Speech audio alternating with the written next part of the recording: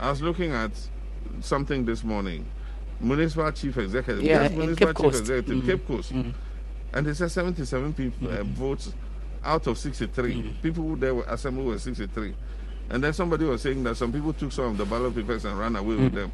I mean, what kind of democracy is NPP, fostering in this country?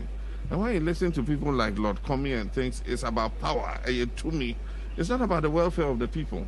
It's not about the will of the people. He says if you get power, you shouldn't hand it over to anybody. What do you mean by that? It's the sovereign will of the people who elect you to serve. But when arrogance of power sets in, then you hear people speak so carelessly and recklessly. I think it's most unfortunate. Yes, do you feel power is being abused? Certainly. If you listen to some of them, the arrogance of power has gotten to them. And he was quoting the president. He said the president said he is going to hand over to an MPP president. He won't hand over. He will hand over to an MPP president. It's not your will. It is God's will and the will of the Ghanaian people. Whoever wins the election, you must hand over.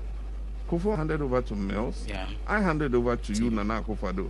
I could have made my mind that I wanted to hand over to an NDC, but it is the will of the people. If the people decide, you must agree. And the point is, I don't know where he's coming from, but statements like this are reckless. And I think that when they make them, the president is happy with them, and so he pats them on the back. That's what encourages them. Look at what happened in Ayawaso West Wuogon. And a whole deputy general secretary of their party says, Ayawaso West Wuogon was a dress rehearsal.